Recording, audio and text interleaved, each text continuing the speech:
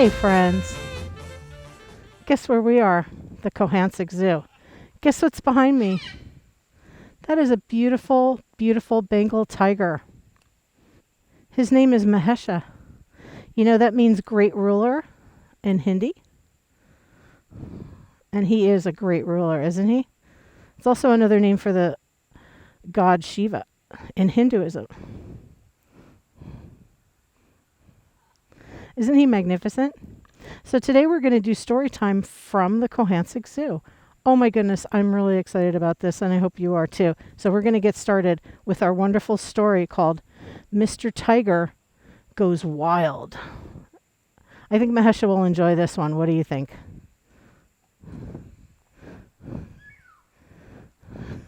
And those sounds that you're hearing behind us? Blue and gold macaw, and we also have a Moluccan cockatoo. So if you hear some really outrageous noises, it's those guys expressing themselves. Hello? Stop pulling out your feathers. So here we go with our first story. It's called Mr. Tiger Goes Wild by Peter Brown. Everyone was perfectly fine the way things were. Everyone but Mr. Tiger. See Mr. Tiger? Mr. Tiger was bored with always being so proper. Good day, Mr. Tiger. Good day, Mr. Deer. Lovely weather we're having. Oh, I suppose. Indeed. Now, children, please do not act like wild animals. I hope you can see him.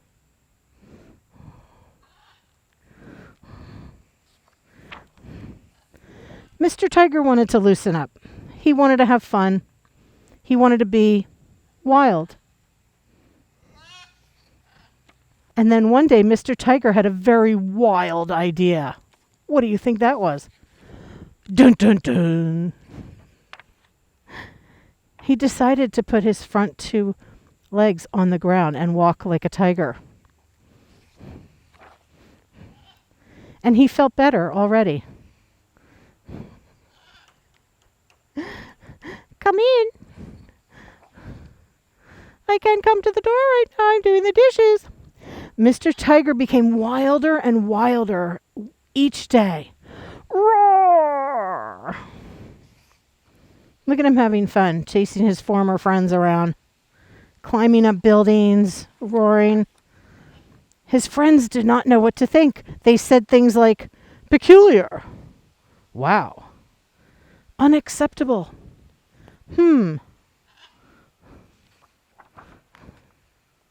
then Mr. Tiger went a little too far. What did he do? He jumped in the fountain. He took off his human clothes and started swimming around like a tiger with fur. Like that tiger back there. Look at how magnificent he looks without his clothing. Like a proper tiger should. His friends had lost their patience. Mr. Tiger, if you must act wild, kindly do so in the wilderness. What a magnificent idea! So Mr. Tiger ran away. Goodbye, civilization. Hello, forest. That sounds like a dream to me. He ran away into the wilderness. Look how beautiful. Waterfalls and trees and water, plants, fishies. I bet he felt so relieved.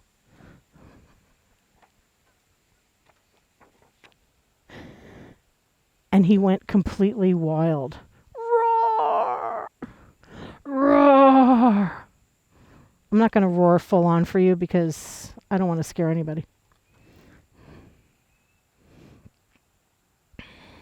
Mahesha. Sorry, I called him by the wrong name. It's Mahesha. You see, he went completely wild.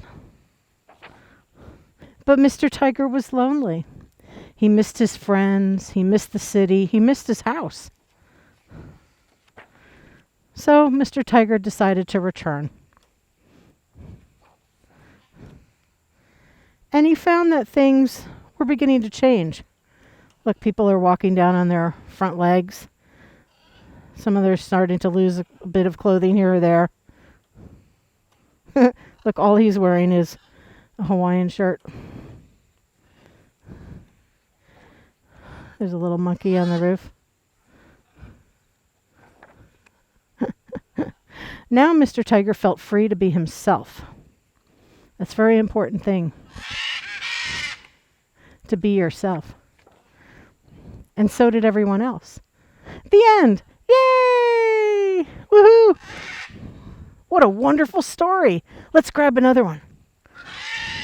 Our next book is called Tiger Trouble by Diane Good. And I hope it's good.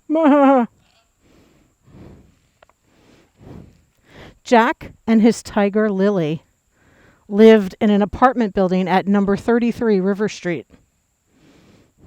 A tiger in an apartment building? Everything that Jack did, Lily did. Everything that Lily did, Jack did. Do you see they're playing tug of war, taking a bath? What do you think about that, Mahesha? That's pretty silly, isn't it? Everywhere that Jack went, Lily went. And everywhere that Jack went, Lily followed. They did not have a care in the world until, look, he's even playing stickball. Until that terrible, horrible day when Mr. Mudd bought the apartment building at number 33 River Street. Oh no, what's going to happen to Jack and Lily? And moved in upstairs with his dog, Fifi. Look at all this stuff that's going on here. Mr. Mudd did not like cats of any kind. Not even big cats like that, do you think? Hey, Mahesha. And neither did Fifi. So when Mr. Mudd and Fifi met Lily, it was a shock. Imagine meeting a tiger. That cat could scare someone, cried Mr. Mudd. I want her gone by tomorrow morning. Lily, scare someone? Never. We will find a way for you to stay, cried Jack. They thought and thought, but they could not think of a way to keep Lily.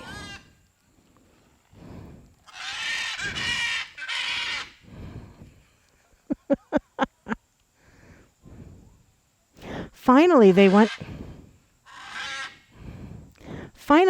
to bed, but Lily couldn't sleep. Outside, she heard a noise. Looking out the window, she saw a burglar climbing into Mr. Mudd's apartment, and where he began to fill a sack with all of Mr. Mudd's favorite things. What a bad dude.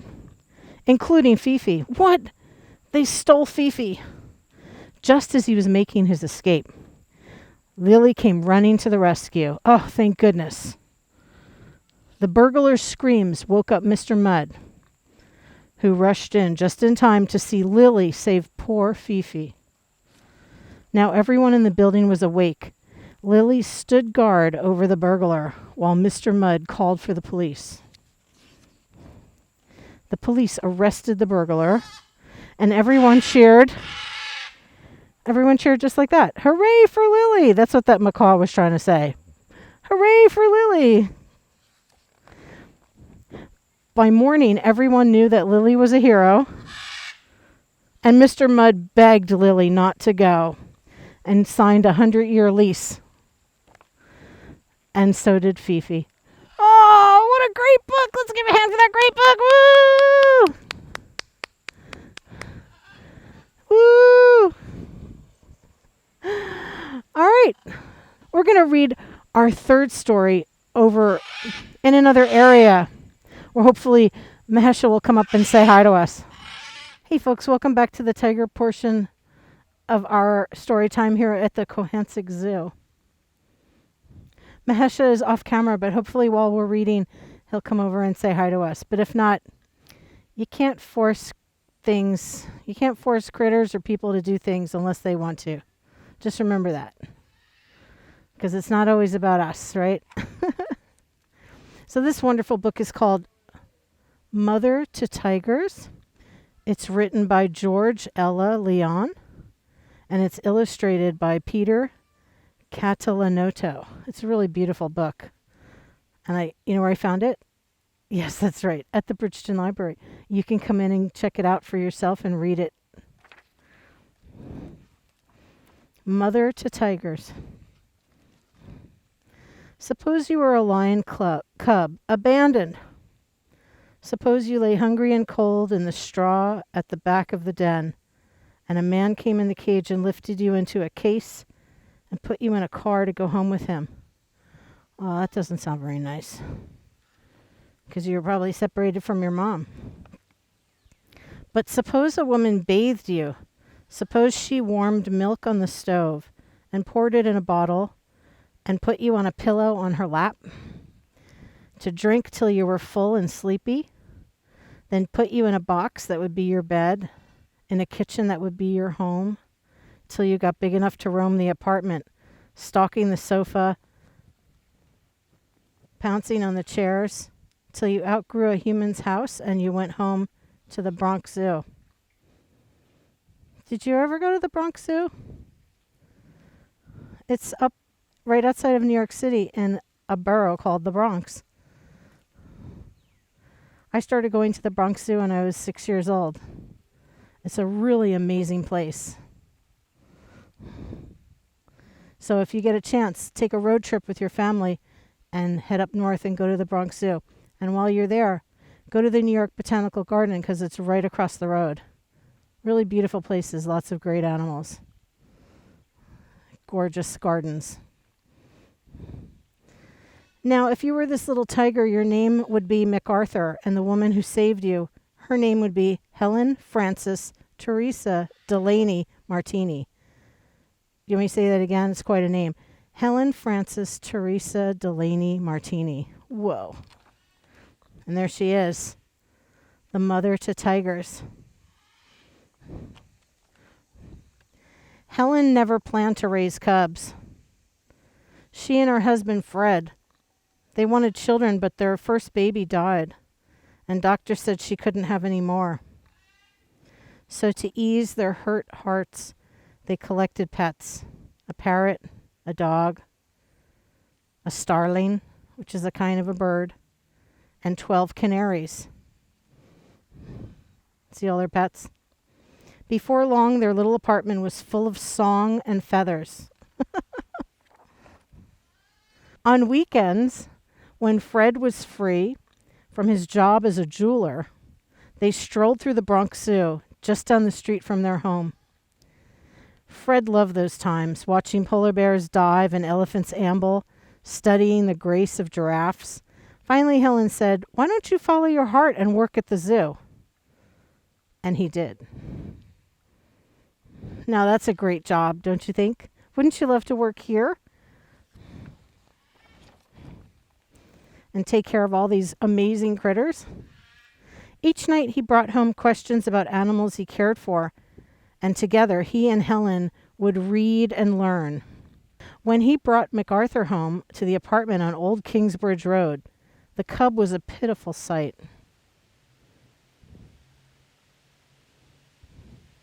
Just do for him what you would do for a human baby, Fred told Helen, and she did. So she became his mom, right? After MacArthur came Dhaka, then Rajpur, then Ranagaj, and a litter of Bengal tigers. Rajpur was so cold and thin, Helen thought he might die, but she put him on a heating pad and sat for him by hours, moistening his mouth with milk. At last he gave a weak cry, and Helen almost cried too. She was so happy that he was feeling good enough to make a little cry. Feeding 3 was a challenge. Helen wished she were an octopus, But before long, those scrawny babies were sleek, fat cubs, ready to romp. She did a wonderful job. Once washing clothes in the bath, Helen heard Ronnie Ganj crying. His head was caught behind a pipe. While she ran to the rescue, Rajpur and Dhaka discovered the tub. Crouch, leap, splash! Tigers love water.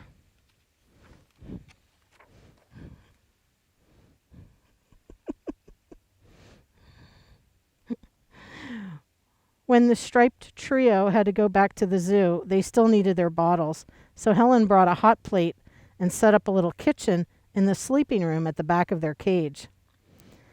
The first night, she and Fred ate their dinner there too. Helen didn't want to leave till her cubs were fast asleep. Come daybreak, she was back. Now that's dedication. And she was thinking, these tigers will grow up, but there will always be zoo babies who need special care. She couldn't take all of them home, but she could bring home to them. She could start a nursery at the zoo. Just give me a room, she said to Mr. Crandall, the man in charge. I'll do all the work. And she did. She cleaned and plastered a storeroom, and she painted pink and blue. Then she begged, borrowed, and bought everything she needed. See all that work she did for the little critters? Starting out, she didn't get paid, but that wasn't what mattered. She was following her heart, and her nursery filled up quickly. Soon it was official. She was the first woman keeper in the history of the Bronx Zoo. Yay! Before Helen arrived, no tiger born at the zoo had ever survived. Did you hear what I just said? Before Helen arrived, no tiger born at the zoo ever survived. She raised 27, along with yapoks and marmosets, gorillas and chimpanzees, deer and ring-tailed lemurs. She still took cubs home too. Lions, tigers, jaguars, and a black leopard. Wow! She was mama to everybody. Helen's cubs had cubs, and they were sent to zoos all around the world. The idea of the nursery spread too. So wherever you live, when you go to the zoo, look hard at the mighty cats. I was looking hard at a mighty cat. Mahesha, you're so mighty.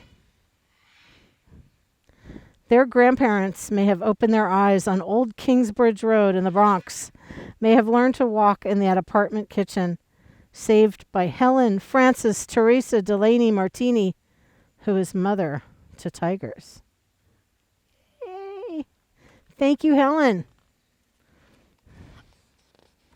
What a wonderful book. Yay! So thanks for tuning in to this week's story time. Stay tuned for the craft, and we hope you enjoyed Mahesha, the beautiful Bengal tiger of the Cohanzick Zoo.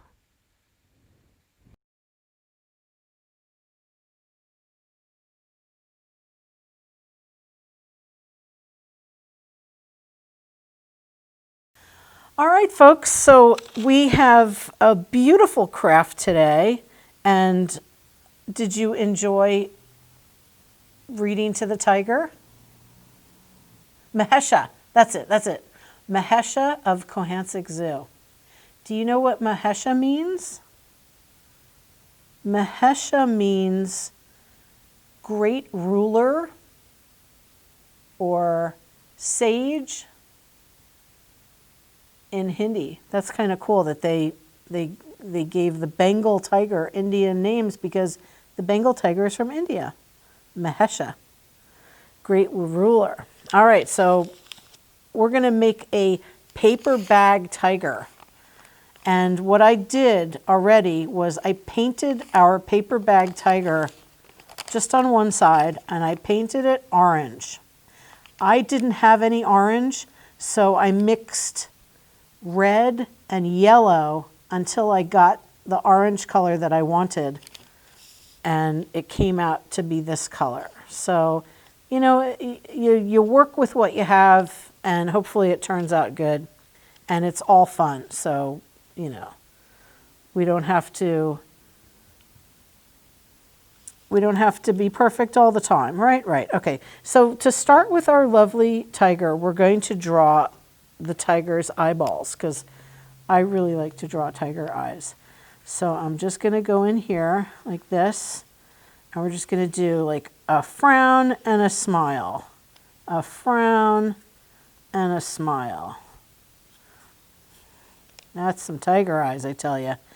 And you could do like that in the middle, and you could even do a round if you want. However you want to draw your tiger eyes, you do that. And then usually tigers have a really cute little nose. So we're going to come like that with the nose. I drew the line in the middle so that my nose would be in the middle. And then you can color in that nose.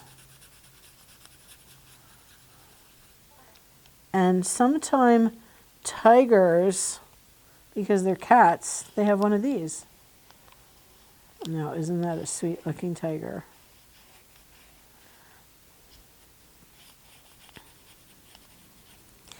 Tigers also have what? Stripes. Yes, you are right. Tigers have lots of lovely stripes. So we're going to start up here, and we're going to do a stripe like that. We're going to do another stripe here, another stripe here, another stripe here. And you can color in your stripes, but I'm just going to go for a couple more stripes over here and like this.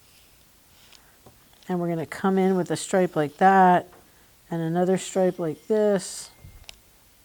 Here a stripe, there a stripe.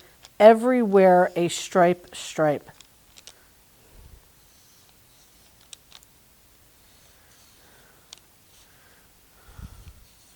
Tigers are so cool.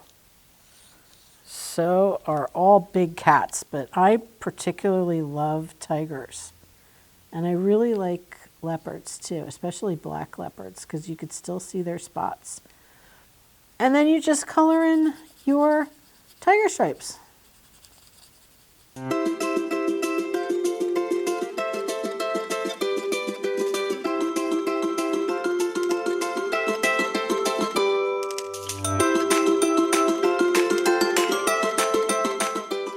Okay, so you have done all of your stripes except for the last one, and there's the last one. What a good job. You did a great job coloring all those in. How did it feel? It felt great.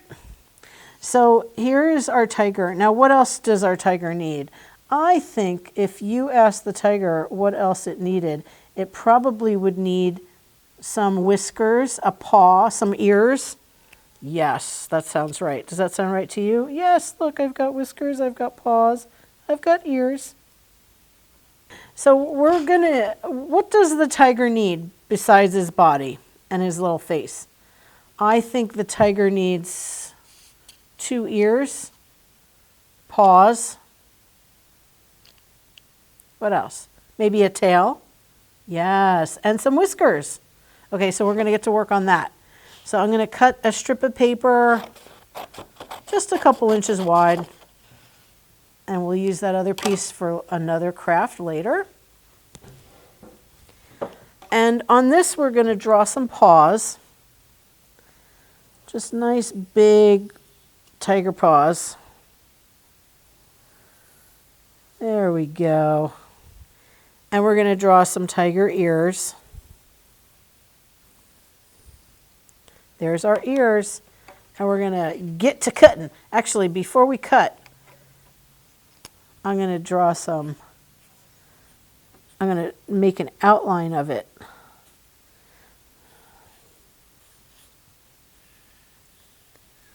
And just follow along the line that you drew with the pencil.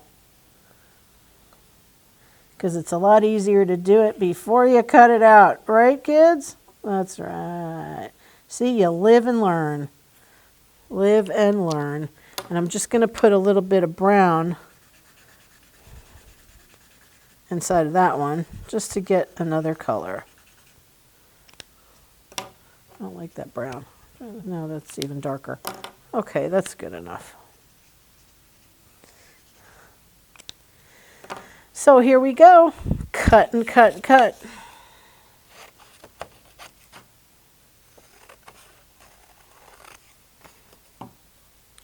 Cut on the outside of the line that you drew so you get that nice definition of the shape that you're cutting.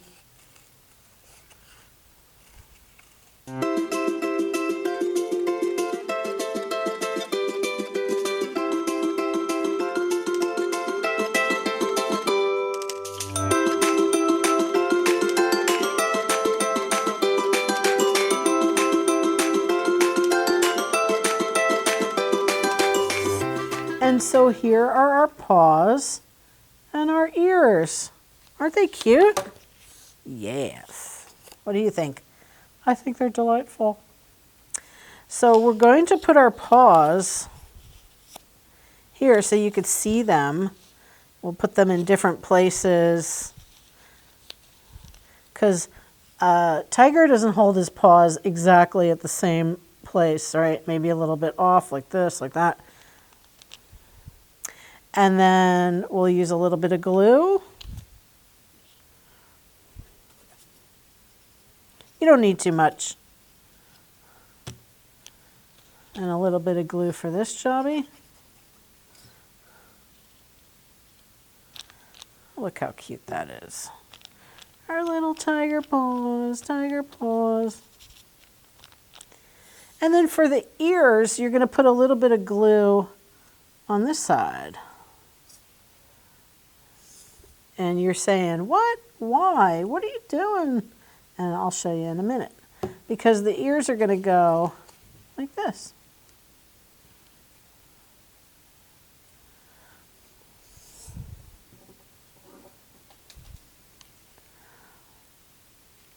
Like that. And you can put your ears wherever you want. You could put them out here. You could put them closer.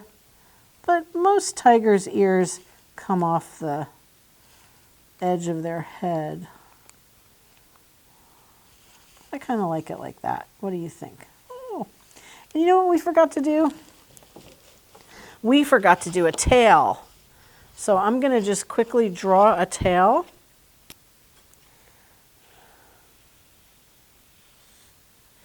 Make it a little wiggly. Probably gets a little thicker at the end. And then you could do your stripes going down, up and down and all over the place. Because every part of the tiger is striped. And do you know why? Yes, that's right. Because they are trying to blend in with their surroundings. So they could sneak up on their breakfast, lunch, or dinner. Or hide from other things.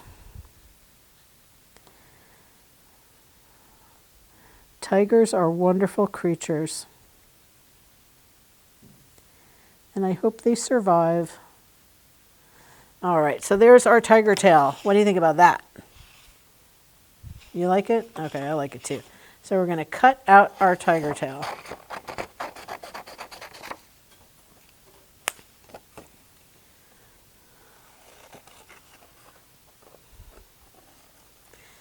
Cut right on the black line. But try not to cut the black line off because you want to have a little definition with your shape.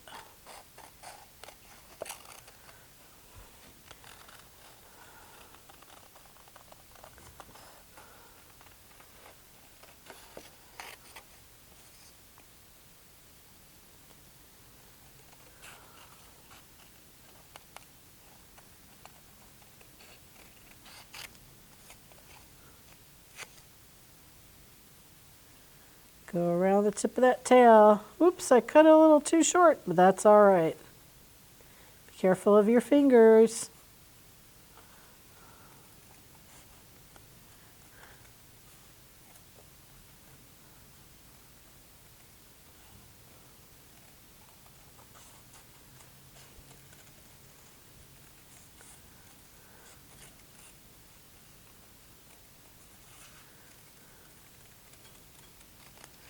Look at our tiger tail. Whoa, it's so cute. And just like the ears, we're going to put a little bit of glue on the tail to keep it on the bag. I mean the body. You like that? And we're just going to do a couple of quick whiskers. Probably about 2 inches, I would say. Couple of whiskers like that.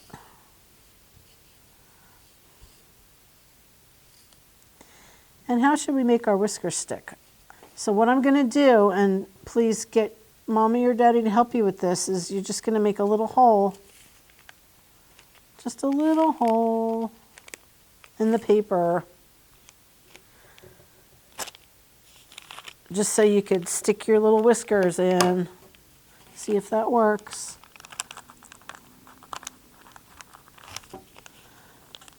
There we go. Look at that. There's one whisker. Here comes another.